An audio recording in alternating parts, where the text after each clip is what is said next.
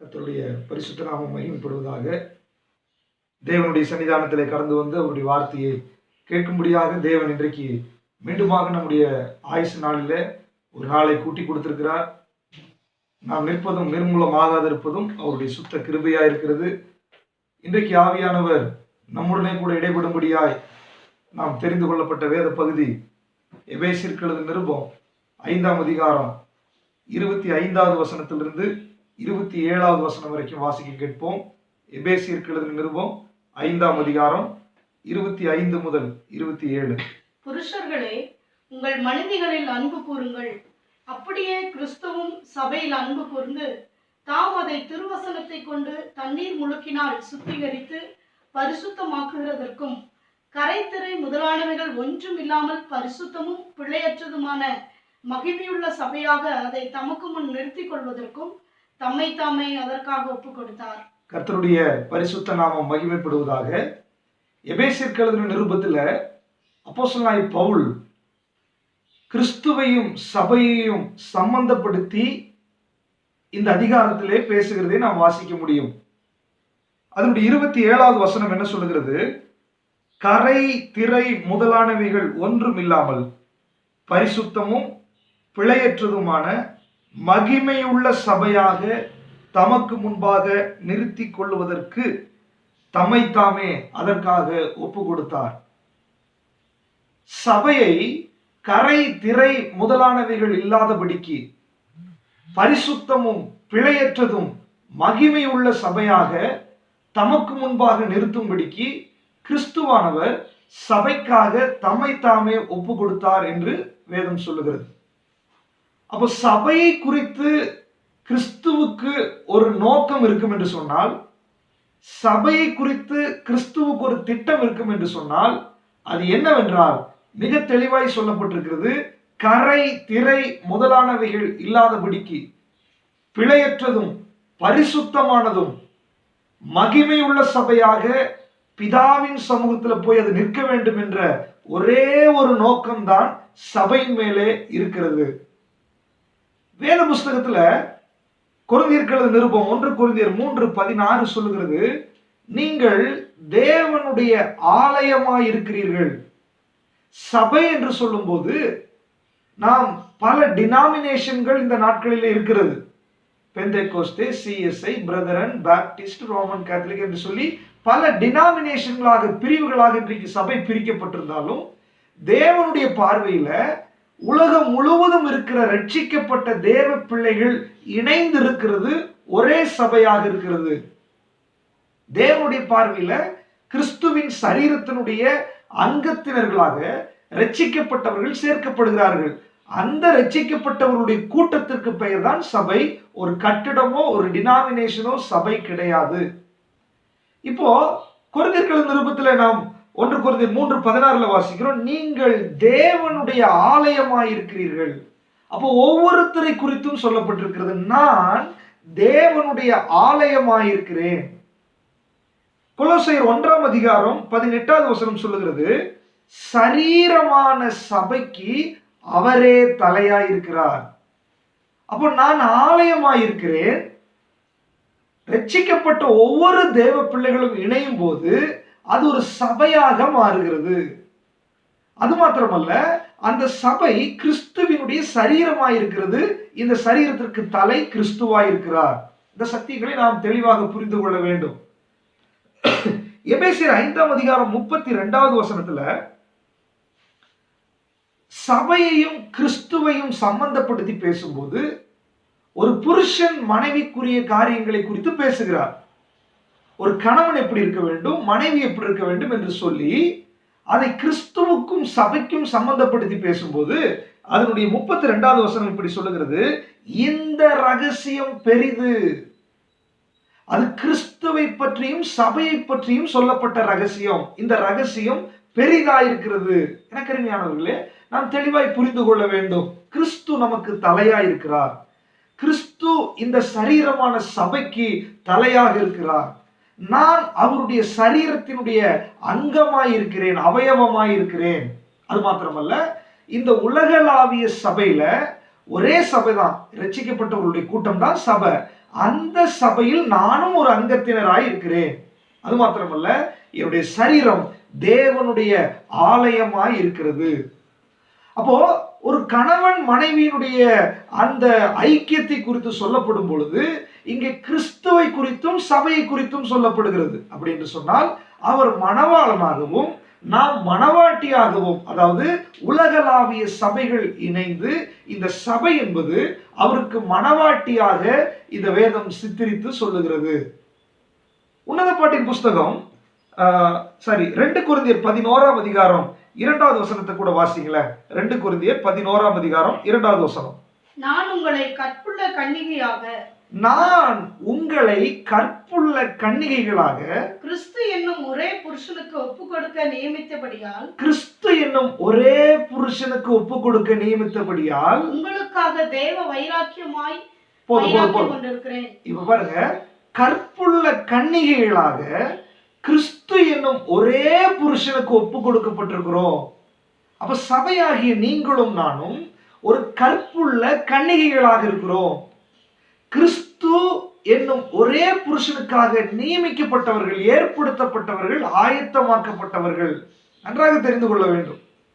நாம் கிறிஸ்து என்ற ஒரே புருஷனுக்கென்று ஏற்படுத்தப்பட்டவர்கள். அவர் மணவாளன், நாம் மணவாட்டி. இந்த ஒரு நிலைமையில தான் வேதம் நம்மை காண்கிறது.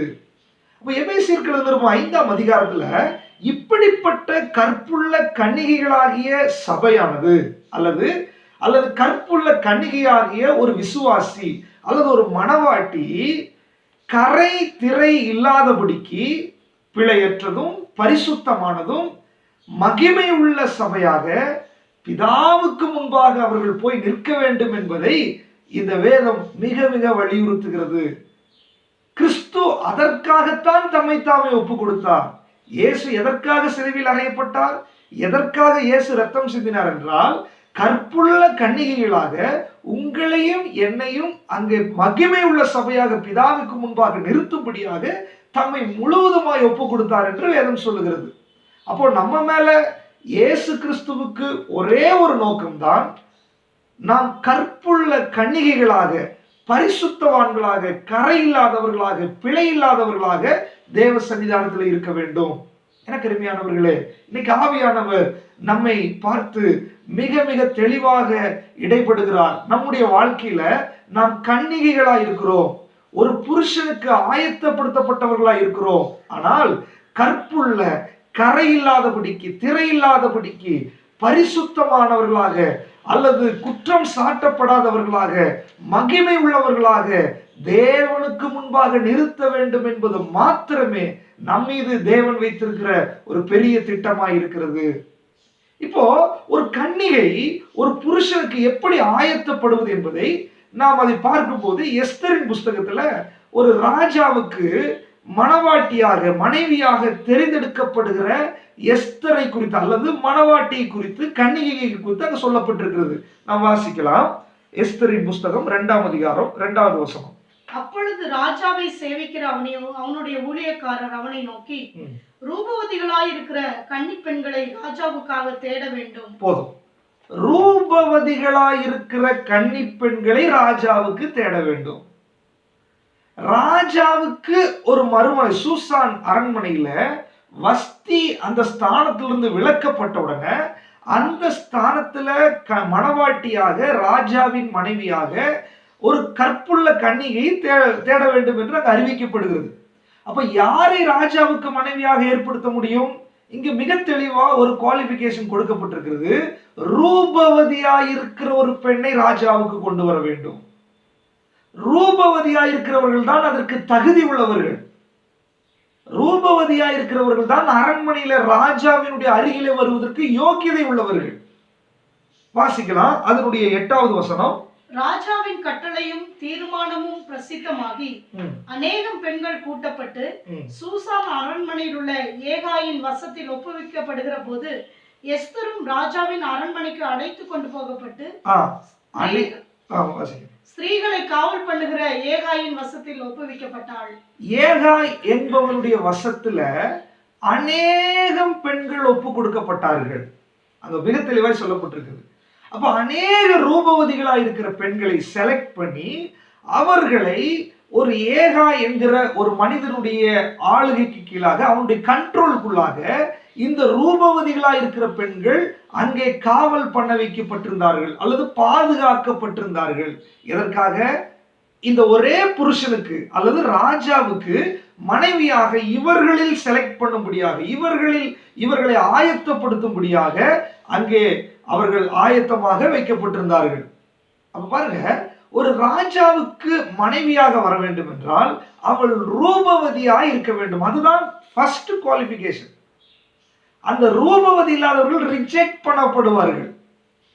இங்க வேத புஸ்தகத்தில் சொல்லப்பட்டிருக்கிறது, கிறிஸ்து என்னும் ஒரே புருஷன் மணவாளன், அவர் ராஜா, அவருக்கு மணவாட்டியாக, அவருக்கு கன்னிகையாக, அவருக்கு பிரியமாக அவருடைய அருகிலே போய் உட்கார வேண்டும் என்று சொன்னால், உலகத்தில் இருக்கிற ராஜாவுக்கே இப்படி ஒரு யோகியதை இருக்க வேண்டும் என்றால், சர்வ வல்லமை உள்ள தேவன், பரிசுத்தம் உள்ளவர், பரிசுத்தத்தில் பயங்கரம் உள்ளவர், அவருடைய அருகிலே நாம் போய் அங்கு இருக்க வேண்டும் என்றால் நம்முடைய அடிப்படை தகுதிகள் எப்படி இருக்க வேண்டும் என்று நீங்கள் சிந்தித்து பாருங்கள். நமக்கு ஒரு தகுதியும் கிடையாது.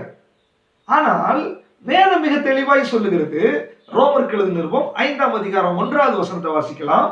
ரோமருக்கு எழுதின நிருபம் 5ஆம் அதிகாரம் 1வது வசனம். இவ்விதமாக நாம் விசுவாசத்தினாலே நீதிமான்கள் ஆக்கப்பட்டிருக்கிறபடியால் நம்முடைய கர்த்தராகிய இயேசு கிறிஸ்து மூலமாய் தேவனிடத்தில் சமாதானம் பெற்றிருக்கிறோம். புதிய ஏற்பாட்டு சத்தியத்தின்படி நீதிமானாகிய தேவன், பரிசுத்தம் உள்ள மணவாளன், அவருடைய அருகிலே நான் போவதற்கு எனக்கு தகுதி கிடையாது. ஆனால் வேதம் சொல்லுகிறது, இயேசு சிலுவையில் அறையப்பட்டதற்கு பிற்பாடு நான் அதற்கு ஒரு தகுதி இல்லாதவனாய் இருந்தாலும், ரோமர் 5:1 சொல்லுகிறது, நான் விசுவாசிக்கும் போது நீதிமானாக்கப்படுகிறேன், விசுவாசத்தினால் தகுதி உள்ளவனாக்கப்படுகிறேன், விசுவாசத்தினால் தேவனுடைய கன்னிகையாக அவருக்கு பிரியமானவனாக நான் மாறுகிறேன், நான் நீதிமானாய் மாறுகிறேன். எபேசியருக்கு எழுதின நிருபம் 2ஆம் அதிகாரத்துல வாசிக்கலாம். 1வது வசனத்திலிருந்து நம்முடைய நிலைமைகளை குறித்து சொல்லப்பட்டிருக்கிறது. வாசிக்கலாம். எபேசியர் 2:1 அக்கிரமங்களினாலும் பாவங்களினாலும் மரித்தவர்களாயிருந்த உங்களை உயிர்ப்பித்தார். அவைகளில் நீங்கள் முற்காலத்திலே இவ்வுலக வழக்கத்திற்கு ஏற்றபடியாகவும், இந்த உலகத்தினுடைய வழக்கத்திற்கு ஏற்றபடியாகவும் கீழ்ப்படியாமையின் பிள்ளைகளிடத்தில் இப்பொழுது கிரியை செய்கிற ஆகாயத்து அதிகார பிரபுவுக்கு ஏற்றபடி ஆவிக்கு ஏற்றபடியாகவும் நடந்து கொண்டீர்கள். இப்படிதான் நடந்து கொண்டிருந்தோம். அவர்களுக்குள்ளே நாம் எல்லாரும் முற்காலத்திலே நமது மாம்ச இச்சையின்படியே நடந்து, நம்முடைய மாம்சத்தினுடைய இச்சைகளின்படி நடந்து, நமது மாம்சமும் மனசும் விரும்பினவைகளை செய்து, நம்முடைய மனசும் மாமிசமும் விரும்பினவைகளை செய்து, சுபாவத்தினாலே மற்றவர்களைப் போல கோபாக்கினியின் பிள்ளைகளாய், நம்முடைய சுபாவத்திலே, நம்முடைய இயல்பிலே கோபாக்கினிக்கென்று நியமிக்கப்பட்டவர்களாயிருந்தோம். 8வது வசனம் வாசிங்க.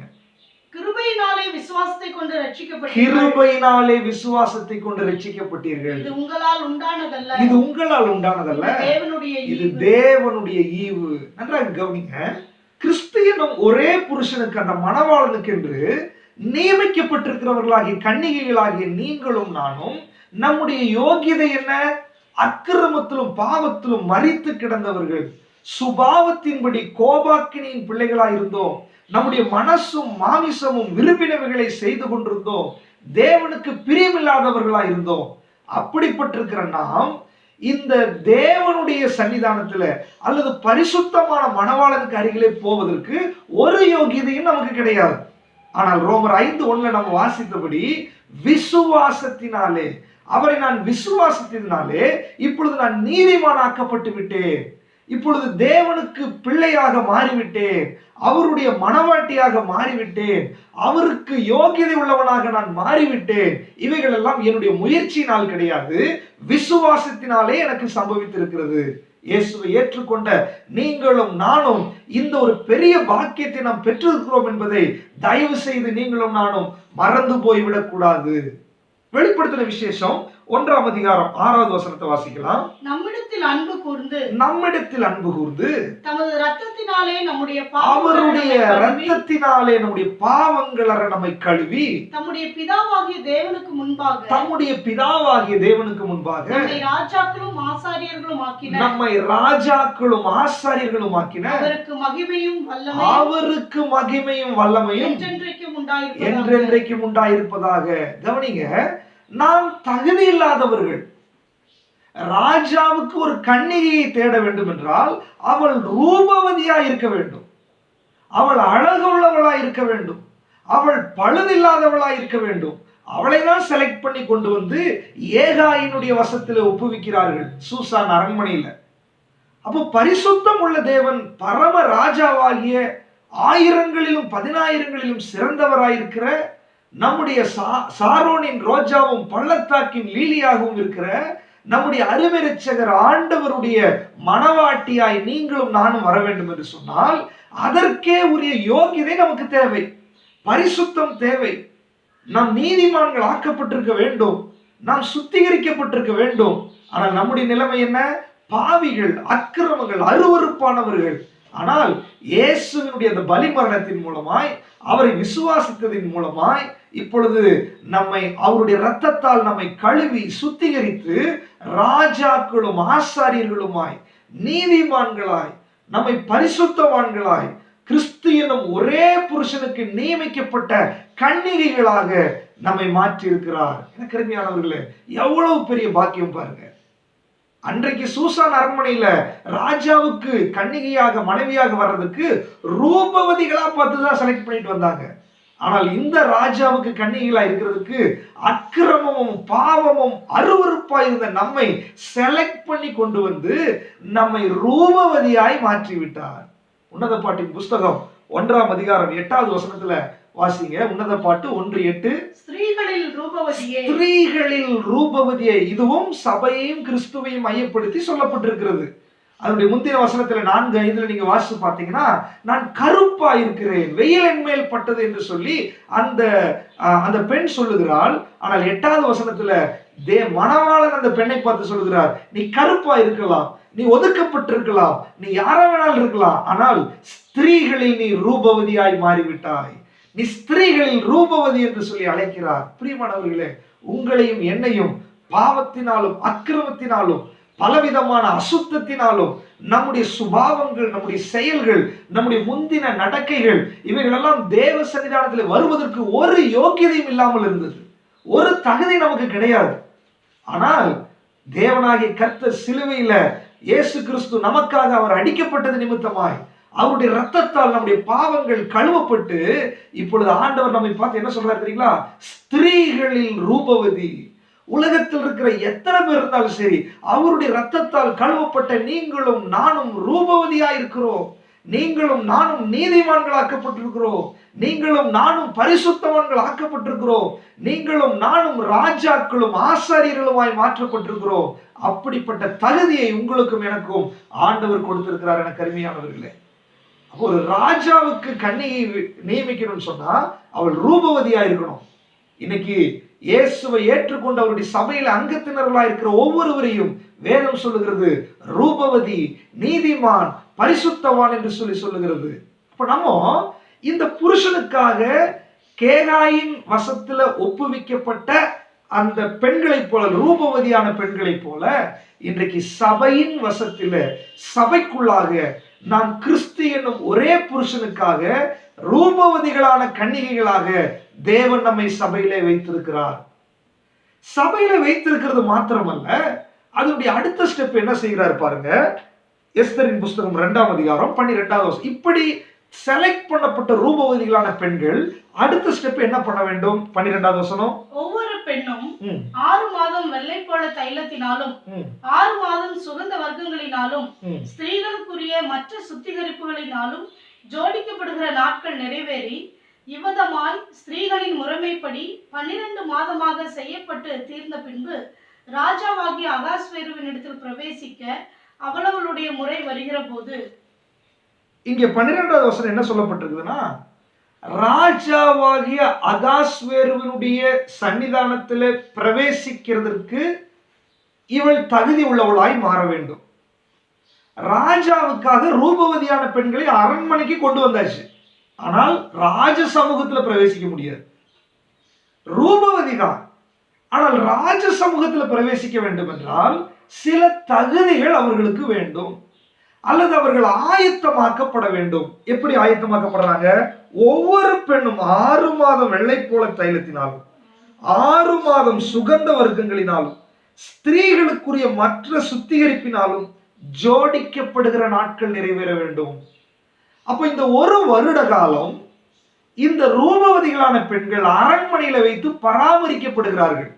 அவர்கள் வெள்ளை போலத்தினாலே சுத்திகரிக்கப்படுகிறார்கள், அல்லது சுகந்த வர்க்கத்தினாலே மெருகேற்றப்படுகிறார்கள்.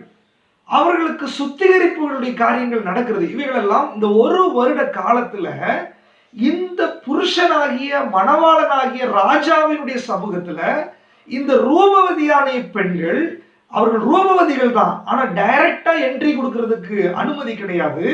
அவர்கள் சுத்திகரிக்கப்பட வேண்டும், அவர்கள் அலங்கரிக்கப்பட வேண்டும்,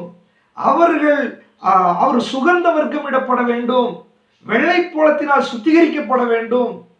இப்படிப்பட்ட ஆயத்தங்கள் எல்லாம் செய்து, அந்த வசனம் ரொம்ப அழகா சொல்லப்பட்டிருக்குது, ஜோடிக்கப்பட வேண்டும். அப்போ சுத்திகரிக்கப்படாத, அலங்கரிக்கப்படாத, ஜோடிக்கப்படாத, சுகந்த வர்க்கம் இடப்படாத யாராவது, அவர்கள் எவ்வளவு ரூபவதியா இருந்தாலும் இந்த சுத்திகரிப்பு முறைமைகள் நடக்காமல் ராஜ சமூகத்தில் பிரவேசிக்க முடியாது. இப்ப அப்படியே சபைக்கு வாங்க. கிறிஸ்து என்னும் ஒரே புருஷன், சபை என்பது கன்னிகை. இப்ப கன்னிகை நாம் ரூபவதிகளா இல்லதான், பாவிகள் தான். அவருடைய ரத்தத்தினாலே நம்மை ரூபவதிகளாய் மாற்றிட்டார், பரிசுத்தவான்களாய் மாற்றிட்டாரு. இப்ப நம்ம சபையிலே காவல் பண்ணப்பட்டிருக்கிறோம், சபையிலே பராமரிக்கப்பட்டு கொண்டிருக்கிறோம். எதற்காக? சுத்திகரிப்பதற்காக, வெள்ளை போலத்தினால் மெருகேற்றப்படுவதற்காக, சுகந்த வர்க்கமிடும்படியாக, நமக்குள் இருக்கிற தேவையில்லாத காரியங்கள் எடுக்கப்படும்படியாக, நாம் ஜோடிக்கப்படும்படியாக. அதுதான் எபேசியர் 5ஆம் அதிகாரத்தில் வாசிக்கிறோம். கரை திரை முதலானவைகள் இல்லாதபடிக்கு பரிசுத்தமும் பிழை இல்லாதவர்களும் மகிமையுமான சபையாக நாம் தேவனுக்கு முன்பாக நிறுத்தப்பட வேண்டும் என்பதற்காகத்தான் இந்த சபையிலே ஒரு சுத்திகரிப்பு நடக்கிறது. அருமையான தேவ பிள்ளைகளே, சபை என்பது என்ன என்பதை நீங்கள் புரிந்து கொள்ள வேண்டும். ஏதோ அற்புதங்களும் அடையாளங்களும் நடக்கிற இடம் அல்ல சபை. ஏதோ சுகத்திற்காக, ஆரோக்கியத்திற்காக தேடி வர வேண்டிய இடம் அல்ல சபை. ஏதோ ஆசீர்வாதங்களை தேடி வர வேண்டிய இடம் அல்ல சபை. ஏதோ ஆட்டம் பாட்டம் என்று களியாட்டுக்கள் நடக்கக்கூடிய இடம் அல்ல சபை. சபை என்பது கிறிஸ்து எனும் ஒரே புருஷனுக்காக நியமிக்கப்பட்ட ரூபவதிகளான கன்னிகைகளை கொண்டு வந்து வசனத்தின் மூலமாக, திருவசனத்தின் மூலமாக அவர்களை சுத்திகரிக்கும்படியாக, அவர்களை வெள்ளை போலத்தில் சுத்திகரிக்கப்பட்டது போல, அவர்களை சுகந்த வர்க்கம் இடப்பட்டது போல, அவர்கள் ஜோடிக்கப்படுகிறது போல, இந்த திரு வசனத்தின் மூலமாக அவர்களுக்குள்ள வசன போதனைகள் கடந்து போக தேவையில்லாத கழிவுகள், தேவையில்லாத சுபாவங்கள் மாறி மாறி, அது மாத்திரமல்ல, வசனம் அவர்களுக்குள்ளே போகும் பொழுது அவர்களுக்குள்ளே வாசனை வெளிப்படுகிறது. சுகந்த வாசனையாய் அவர்கள் மாறுகிறார்கள். அவர்கள் வெள்ளை போலத்தால் சுத்திகரிக்கப்படுகிறார்கள். அவர்கள் அலங்கரிக்கப்படுகிறார்கள். அவர்கள் கிறிஸ்துவுக்கு தகுதி உள்ளவர்களாய் மாறுகிறார்கள். இதுதான் ஒரு சபையிலே நடக்க வேண்டும். சபைக்கு எதற்கு போறோம்? சபையில இப்படிப்பட்ட ஒரு ஆயத்தம் நடப்பதற்காக தான் சபை. இந்த பூமியில கற்புள்ள கன்னிகைகளாக விசுவாசிகளை ஆயத்தப்படுத்துகிற இடம் தான் சபை. என்னை கேட்டுக்கொண்டிருக்கிற தேவ பிள்ளைகளே, எத்தனை பேர் இன்றைக்கு சபையில இப்படிப்பட்ட ஒரு ஆயத்தத்திற்காக நாம் கடந்து போகிறோம்? எத்தனை சபைகளில இப்பொழுது இப்படி ஆயத்தம் நடந்து கொண்டிருக்கிறது? நல்லா தெரிஞ்சுக்கோங்க. நீங்க ரூபவதியா இருக்கலாம், நீங்க ஆயத்தப்பட்ட கன்னிகைகளா இருக்கலாம், எல்லாமே ஓகே. பட் ராஜ சமூகத்துக்கு நீங்க போகணும்னா ஒரு சுத்திகரிப்பு தேவை. ராஜ சமூகத்துக்கு நீங்க போகிறதற்கு, பரலோக ராஜ்யம் போகிறதற்கு நீங்கள் ஆயத்தப்பட வேண்டும். நீங்கள் சுத்திகரிப்பு நாட்கள் நிறைவேறாதபடிக்கு நீங்கள் ராஜ சமூகத்தில் உங்களுக்கு என்ட்ரி கிடையாது. எனக்கு அருமையானவர்களே, இன்றைக்கு சபைக்கு அற்புதங்கள் வேணும், அடையாளங்கள் வேணும், சுகம் வேணும், ஆசீர்வாதம் வேணும். இந்த நோக்கத்திற்காக தானே நம்ம சபைக்கு போயிட்டு இருக்கிறோம். நமக்கு ஃபேவரா யார் பேசுறாங்களோ அந்த சபைக்கு நம்ம போகிறோம். நம்மை ஆசீர்வாதமே பேசுற சபைக்கு போகிறோம். செழிப்பான உபதேசங்கள், கிருபையின் உபதேசங்கள், ஆராதனை என்ற பெயர்ல நடனங்கள், இன்றைக்கு இவைகள் ஜனங்களுக்கு தகுந்த மாதிரி போய் கொண்டிருக்கிறது. எனக்கு அருமையானவர்களே, வேதம் மிக தெளிவாய் சொல்லுகிறது, கரை திரை முதலானவைகள் இல்லாதபடிக்கு பரிசுத்தமும் பிழையற்றதும் மகிமை உள்ள சபையாக, கன்னிகைகளாக, கிறிஸ்து என்னும் ஒரே புருஷனுக்கு கற்புள்ள கன்னிகைகளாக நம்மை ஆயத்தப்படுத்துகிற இடம்தான் சபை. சுத்திகரிக்கிற இடம்தான் சபை. திருவசனத்தை கொண்டு நம்மை சுத்திகரிக்கிற இடம்தான் சபை. எனக்கு அருமையானவர்களே, அப்படி ஒரு சுத்திகரணம் உங்களுக்கு எனக்கு நடக்கலன்னா நீங்களும் நானும் ஒருவேளை ரூபவதியா இருக்கலாம், ஆனா ராஜ சமூகத்துல பரலோக ராஜ்யத்துக்கு நீங்களும் நானும் போக முடியாது. அப்போஸ்தலனாகிய பவுல் 2 கொரிந்தியர் 7ஆம் அதிகாரம் 1வது வசனத்தில் இப்படி சொல்லுகிறார். வாசிக்கலாம். 2 கொரிந்தியர் 7ஆம் அதிகாரம் 1வது வசனம். இப்படிப்பட்ட வாக்குத்தத்தங்கள் நமக்கு உண்டாயிருக்கிறபடியினால் பிரியமானவர்களே, மாம்சத்திலும் ஆவியிலும் உண்டான எல்லா அசுசியும் நீங்க நம்மை சுத்திகரித்துக் கொண்டு பரிசுத்தமாகுதலை தேவ பயத்தோட பூர்ணப்படுத்த கடவோம். பாருங்க, கொரிந்து சபைக்கு எழுதுகிறாரு. இந்த சபைக்குள்ள இருக்கும்போது என்ன பண்ணணுமாமா? மாம்சத்திலும் ஆவியிலும் உண்டான எல்லா அசுசியும் நம்மை சுத்திகரித்துக் கொண்டு பரிசுத்தமாகுதலை பூரணப்படுத்த வேண்டும். இன்னும் பரிசுத்தம், இன்னும் பரிசுத்தம், இன்னும் பரிசுத்தம் என்று சொல்லி ஒவ்வொரு நாளும் பரிசுத்தமாகுதல் இன்னும் பூரணமாகவில்லை. அது பூரணப்படுத்தும்படியாக தான் சபை, அது பூரணப்படுத்தும்படியாகத்தான் கிறிஸ்தவ வாழ்க்கை. அதற்காக தான் வேதம், அதற்காக தான் உபதேசங்கள். எனக்கு அருமையானவர்களே, இன்றைக்கு நீங்கள் உபதேசங்களையும் வேதத்தையும் எப்படி பார்க்கிறீர்கள்? வெறுமனே நீதிமொழிகள் எடுத்து வாசிக்கிறது, சங்கீதத்தை எடுத்து வாசிக்கிறது அது அல்ல. உபதேசங்களை வாசித்து சுத்திகரிப்படையுங்கள், கடிந்து கொள்ளுதலுக்கு திரும்புங்கள். தேவையில்லாத கழிவுகள் நம்மை விட்டு நீங்க வேண்டும், பரிசுத்தமாகுதல் பூரணப்பட வேண்டும். அப்பொழுதுதான் ராஜ சமூகத்தில் நம்ம பிரவேசிக்க முடியும். நம்முடைய சுத்திகரிப்பின் நாட்கள் நிறைவேறும் போது ராஜ சமூகத்தில் பிரவேசிக்க முடியும். ஒரு பரலோக ராஜ்யம் நமக்கு ஆயத்தமா இருக்கிறது. நீ சுத்திகரிக்கப்படாமல் நீங்களும் நானும் பரலோகத்துக்கு போக முடியாது. எனக்கு அருமையானவர்களே, பரிசுத்தமாகுதலை பூரணப்படுத்த கட வேண்டும். 2 கொரிந்தியர் 11ஆம் அதிகாரம் 2வது வசனம் 3வது வசனத்தை வாசிங்களேன். நான் உங்களை கற்புள்ள கன்னிகையாக கிறிஸ்து என்னும் ஒரே புருஷனுக்கு ஒப்பு கொடுக்க நியமித்தபடியால் உங்களுக்காக தேவ வைராக்கியம் கொண்டிருக்கிறேன். ஆகிலும் சர்வமானது தன்னுடைய தந்திரத்தினாலே ஏவாளை வஞ்சித்தது போல உங்கள் மனதும் கிறிஸ்துவை பற்றிய உண்மை நின்று விலகும்படி கெடுக்கப்படுமோ என்று பயந்திருக்கிறேன். இங்க பாருங்க, பவுல் ரொம்ப தெளிவா எழுதுறாரு. ஏதேன் என்னும் தோட்டத்திற்குள்ளாக ஆதாமி ஏவாளை வைத்து தேவன் அழகு பார்த்து கொண்டிருந்தார். அதே மாதிரிதான் இன்றைக்கு புதிய ஏற்பாட்டின் காலகட்டத்துல சபை என்னும் தோட்டத்துல உங்களையும் என்னையும் வைத்து அழகு பார்த்து கொண்டிருக்கிறார். ஆனால் இப்ப பவுலுக்கு ஒரு பயம். சர்ப்பமானது தன்னுடைய தந்திரத்தினாலே ஏவாளை வஞ்சித்தது போல உங்கள் மனதும் கெடுக்கப்படுமோ என்று பயந்திருக்கிறார். அப்ப என்ன விஷயம்? சபைக்குள்ளே நம்மளுடைய மனதை கெடுக்கக்கூடிய சர்ப்பங்கள் தந்திரமாய் நுழைகிறது. நம்முடைய மனதை கெடுக்கக்கூடிய காரியங்கள் இன்றைக்கு சபைகளுக்குள்ளே புகுந்து விட்டது. தேவனுடைய திட்டம் என்ன? கற்புள்ள கன்னிகைகளாய் மாற வேண்டும். ஆனால் இன்றைக்கு சபையில நடக்கிறது என்ன?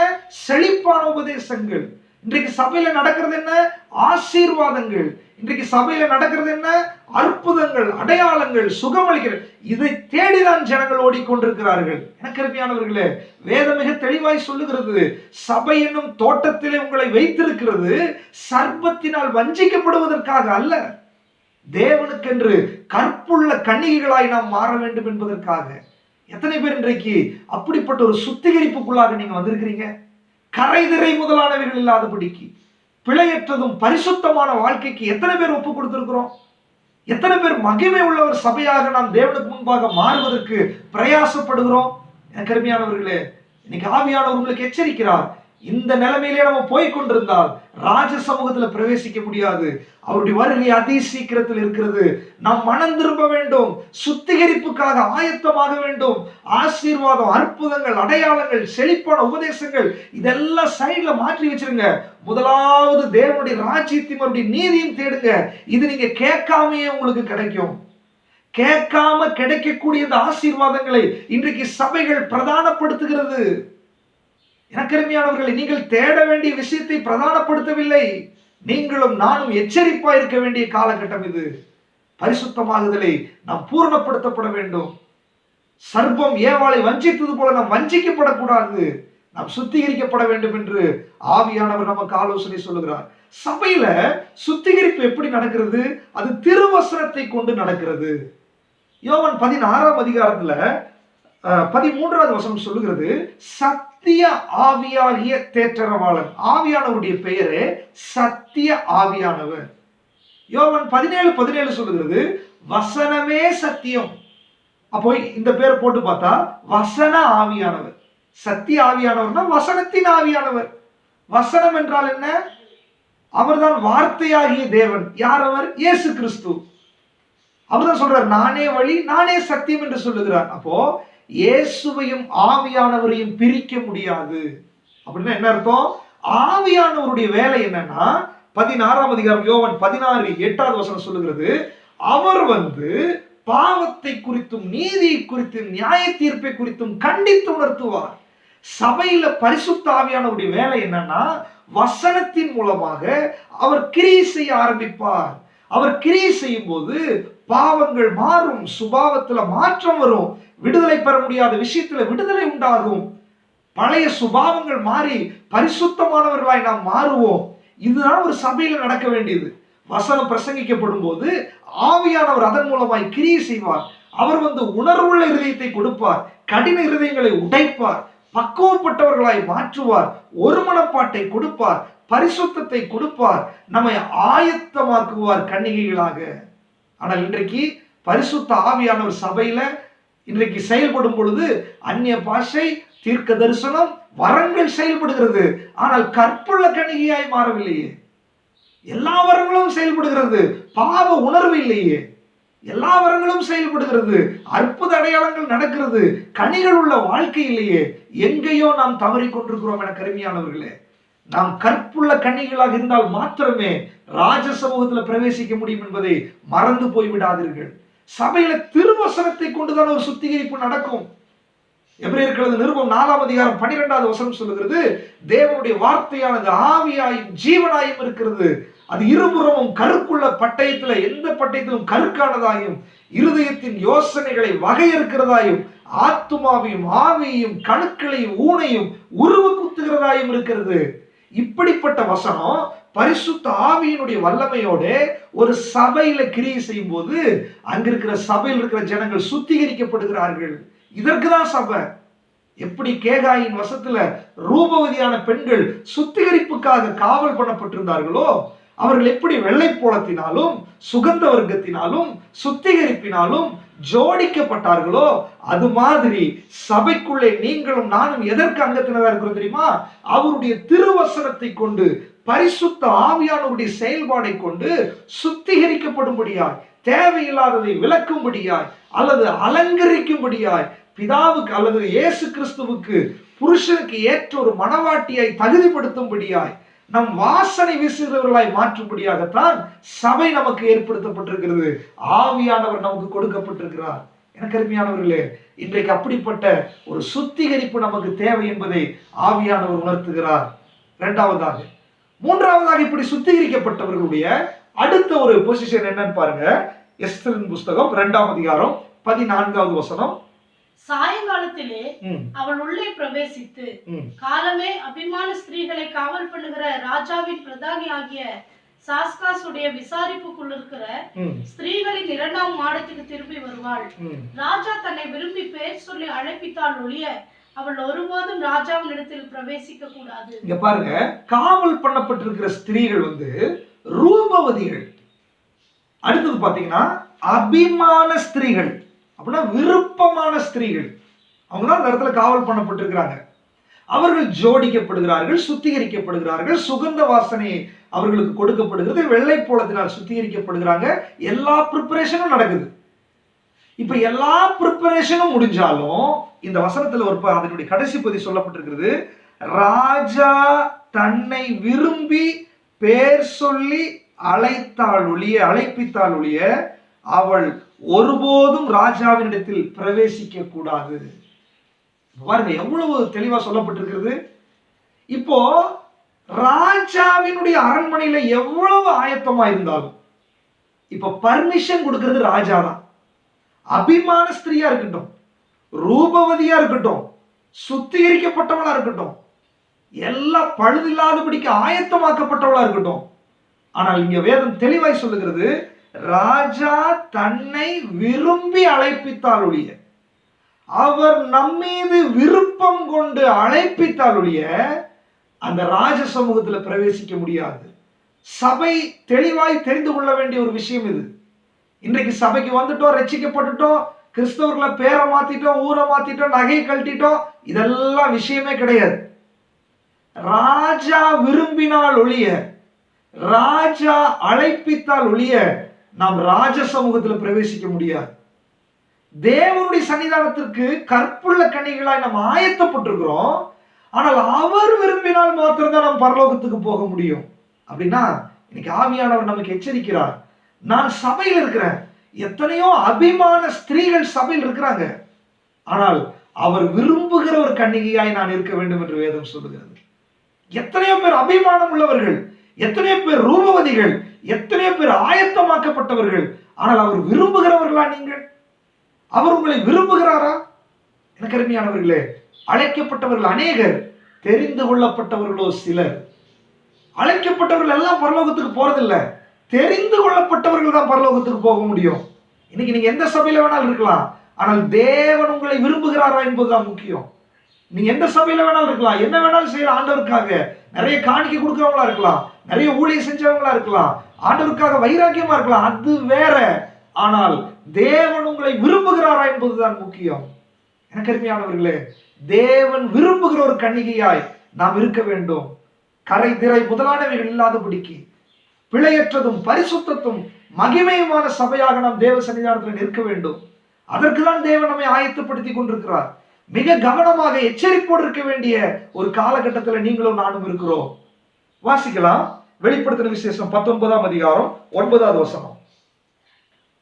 வெளிப்படுத்தின விசேஷம் 19ஆம் அதிகாரம் 9வது வசனம். பின்னும் அவன் என்னை நோக்கி, ஆட்டுக்குட்டியானவரின் கல்யாண விருந்துக்கு அழைக்கப்பட்டவர்கள் பாக்கியவான்கள். ஆட்டுக்குட்டியானவருடைய கல்யாண விருந்துக்கு அழைக்கப்பட்டவர்கள் பாக்கியவான்கள். அப்படின்னா ஆட்டுக்குட்டியாகிய இயேசு கிறிஸ்துவினுடைய ஒரு கல்யாணம் நடக்க போகிறது.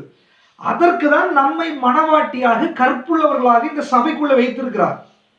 அப்போ அந்த கல்யாண விருந்துக்கு நான் அழைப்பிக்கப்படாமல் அங்கு போக முடியாது, அவர் விரும்பாமல் நான் அங்கே போக முடியாது.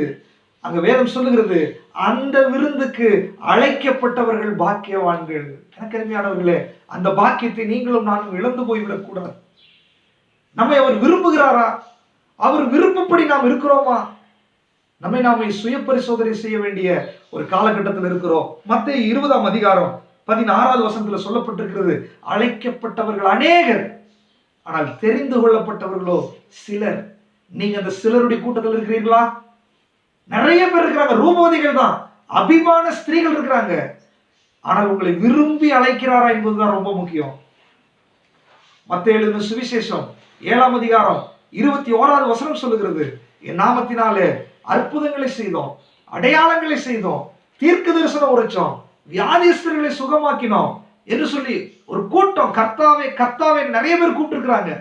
ஆண்டவர் சொல்றாரு, கர்த்தாவே கர்த்தாவேன்னு கூப்பிடுறவன் பரலோக ராஜ்யத்துக்கு போக மாட்டான், பிதாவின் சித்தம் செய்கிறவன் மாத்திரமே தேவனுடைய ராஜ்யத்தில் பிரவேசிப்பானே ஒழிய என்னை நோக்கி சும்மா கர்த்தாவே கர்த்தாவே என்று கூப்பிடுகிறவர்கள் அதில் பிரவேசிக்க முடியாது. தெளிவாய் சொல்லப்பட்டிருக்கிறது. ஊழியம் செய்யறவங்க, அற்புதங்களை செய்கிறவங்க, தீர்க்க தரிசனம் உரைக்கிறவங்க, கர்த்தாவே கர்த்தாவே கூப்பிடுறவங்க, இவங்க யாரும் பரலோக ராஜ்யத்தில் பிரவேசிக்க முடியாது. கருமையானவர்களே, அரண்மனையில காவல் பண்ணப்பட்டிருக்கிறாங்க, ரூபவதிகள் தான், அபிமான ஸ்திரீகள் தான், ஆனா அவங்க ராஜ சமூகத்தில் பிரவேசிக்க முடியாது. ஆனால் ராஜா விரும்பி அழைக்கிறவர்கள் மாத்திரமே அங்கு பிரவேசிக்க முடியும். இன்னைக்கு நீங்களும் நானும் கரை திரை முதலானவைகள் இல்லாதபடிக்கு பிழையற்றதும் பரிசுத்தமும் தேவனுக்கு பிரியமுமான மகிமை உள்ள சபையாய் அவருக்கு முன்பாக நிற்க வேண்டும் என்று தேவன் நம்மை சுத்திகரித்துக் கொண்டிருக்கிறார். இன்றைக்கு ஆண்டவர் நம்மோடு பேசிக் கொண்டிருக்கிறார். அந்த மணவாளனுடைய வருகை சீக்கிரமா இருக்க போகிறது.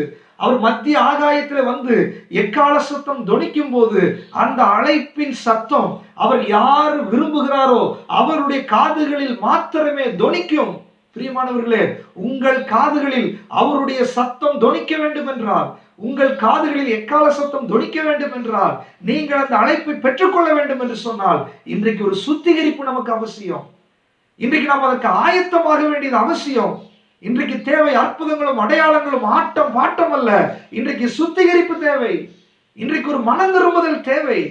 தேவன் விரும்புகிற ஒரு சபையாய், கற்புள்ள கன்னிகையாய், அவருக்கென்று ஆயத்தமாக்கப்பட்ட மணவாட்டியாய் நீங்களும் நானும் இன்றைக்கு ஆயத்தமாய் இருந்தால், எந்த நேரத்தில் அவருடைய வருகை இருக்கும் பொழுது நாம் அவரோடு கூட பரலோகத்தில் இருப்போம். எனக்கு அருமையானவர்களே, அப்படிப்பட்ட ஒரு ஆயத்தத்திற்காக தேவன் இன்றைக்கு நம்மை அழைக்கிறார். ஒரு நிமிடம் கண்களை மூடி ஆண்டவரை நோக்கி பார்க்கலாமா? எல்லாரும் கண்களை மூடி, ஆண்டவரே, நாங்கள் சபைக்குள்ள வந்துட்டோம். நாங்கள் நீர் விரும்புகிறவர்களா இருக்க வேண்டும் என்று நீர் விரும்புகிறீர். சுத்திகரிப்பு நடக்கலாம், ஆனால் நீர் அழைத்தால் மாத்திரம் தான் நாங்கள் பரலோகத்துக்கு வர முடியும். ஆண்டவரே, இன்றைக்கு எங்களை ஒப்பு கொடுக்கிறோம் என்று சொல்லி ஆண்டவருடைய சன்னிதானத்தில் ஒப்பு கொடுப்பீர்களா? ஒரு சுத்திகரிப்பு உண்டாகும்படியாக தேவன் உங்களை பாவத்தை நீதியும் கண்டித்து உணர்த்தும் போது கீழ்ப்படுகிறவர்களாக, தேவனுடைய சத்தத்திற்கு செவி கொடுக்கிறவர்களாக, தேவ சித்தம் செய்கிறவர்களாக இன்றைக்கு ஆண்டவருடைய சன்னிதானத்துல உங்களை ஒப்பு கொடுப்பீர்களா? எனக்கு அருமையானவர்களே, தேவனுடைய சித்தம் செய்யாதபடிக்கு உங்களுடைய இஷ்டப்படி வாழ்ந்தால் நாளைக்கு நீங்க கைவிடப்படுவீர்கள். இன்றைக்கு அப்படிப்பட்ட ஒரு அழைப்பை ஆவியானவர் உங்களுக்கு கொடுக்கிறார். இன்றைக்கு முழுவதுமாய் நம்மை சமர்ப்பித்து ஆண்டவரிடத்துல ஒப்பு கொடுக்கலாமா? கரைதிரை முதலானவைகள் இல்லாதபடிக்கு கற்புள்ள கன்னிகைகளாய் நாம் அவருக்காக ஆயத்தமாகும்படியாய் தேவன் நம்மை ஏவுகிறார். எல்லாரும் கண்களை மூடிக்கொண்டிருக்கும் பொழுது பரிசுத்த ஆவியானவர் இப்பொழுது உங்களை ஆயத்தப்படுத்துகிறார். உங்கள் இருதயத்தை நீங்கள் விட்டுக் கொடுங்க. ஹல்லேலூயா. நன்றி ஆண்டவரே, பரிசுத்தம் உள்ள ஆண்டவரே, ஒவ்வொருத்தரும் நீங்க தொட்டு கொண்டிருக்கிறதற்காக நமக்கு நன்றி. கரைதிலை முதலானவைகள் இல்லாதபடிக்கு பிழையற்றதும் பரிசுத்தமான சபையாய் நீ நிறுத்தி கொண்டிருக்கிறதற்காக நமக்கு நன்றி ஆண்டவரே. நன்றி தகப்பனே, நன்றி தகப்பனே. பேதுரு பவுலும் யோவானும் அங்கே, பரிசுத்த கூட்டம் அங்கே இருக்க, இரத்த சாட்சிகளும் தீரலாய் கூட நீ அங்கிருப்பாய், நீ அங்கிருப்பாயோ, நீ அங்கிருப்பாயோ சொல்லின் மனமே. நீ அங்கிருப்பாய், நீ அங்கிருப்பாயோ, நீ அங்கிருப்பாயோ சொல்லின் மனமே.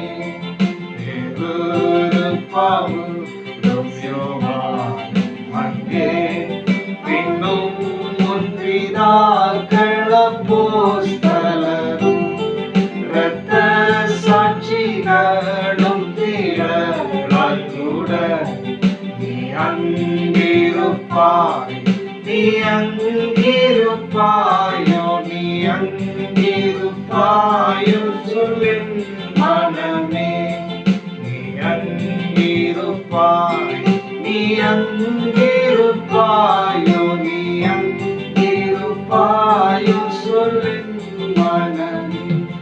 பேதுரு, பவுல், அநேக அப்போஸ்தலர்கள், நம்முடைய முற்பிதாக்கள், பரிசுத்தவான்கள், சீசர்கள், இரத்த சாட்சியாய் மரித்தவர்கள், நமக்கு முன்னாடி மரித்த பரிசுத்தவான்கள் எல்லாரும் அங்க இருக்க போறாங்க. இன்னைக்கு ஆண்டவர் கேட்கிறார், நீங்க அங்க இருக்க போறீங்களா? உங்க மனசாட்சி தொட்டு கேளுங்க, நான் அங்க இருப்பேனா? ஒருவேளை இந்த நம்பிக்கை இல்லைன்னா உங்களை மாதிரி துர்பாக்கியம் உள்ளவர்கள் வேற யாரும் கிடையாது.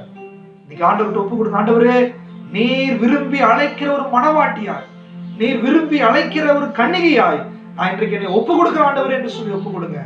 எஸ்தர் ராஜாத்தி அழைக்கப்பட்டது போல இன்றைக்கு நீங்களும் நானும் தேவ சமூகத்தில் அழைக்கப்படும்படியாய், எந்த நேரத்தில் அவருடைய வருகையில நாம் கடந்து போகும்படியாய் நாம் ஒப்பு கொடுக்கலாமா? பரிசுத்தம் உள்ள பிதாவே, நாங்கள் கற்புள்ள கன்னிகைகளாக இந்த பூமியில் இருக்கிறோம் ஆண்டவரே. சபையாகிய சுத்திகரிப்பின் இடத்துல நாங்கள் இருக்கிறோம் ஆண்டவரே. ஆண்டவரே, இந்த சுத்திகரிப்பு நடக்கும் போது நீர் யாரை அழைக்கிறீரோ அவர்கள் மாத்திரமே உடைய சமூகத்துக்கு வர முடியும். எங்களுடைய வாழ்க்கையில் ஆண்டவரே, நீர் விரும்பி அழைக்கிற ஒரு எஸ்தராய், நீர் விரும்பி அழைக்கிற ஒரு கன்னிகையாய், நீர் விரும்பி அழைக்கிற ஒரு மணவாட்டியாய் எங்களை நீங்க ஆயத்தப்படுத்த வேண்டுமா? என்னுடைய சமூகத்தில் கெஞ்சுகிறோம். ஆவியானவர்களை உணர்த்துகிற விஷயத்தில் நாங்கள் மனம் திரும்பும்படியாய் உமக்கு பிரியமான கிறிஸ்தவ வாழ்க்கை வாழும்படியாய் கிருபை செய்யுங்க. யாரெல்லாம் கேட்டுக்கொண்டிருக்கிறார்களோ ஒருத்தர் கூட கைவிடப்படக்கூடாது ஆண்டவரே. எல்லாரும் கரை இல்லாமல் பிழை இல்லாமல் பரிசுத்தமாய் மகிமையுள்ள சபையாய் உமக்கு முன்பாய் எழும்பும்படியாய் ஒவ்வொருத்தரையும் நீர் பலப்படுத்துவீராக. துதி கன மகிமை எல்லாம் உமக்கு செலுத்துகிறோம். இயேசு கிறிஸ்துவின் மூலம் வேண்டிக் கொள்கிறோம் எங்கள் பரலோக பிதாவே. ஆமென். ஆமென். God bless.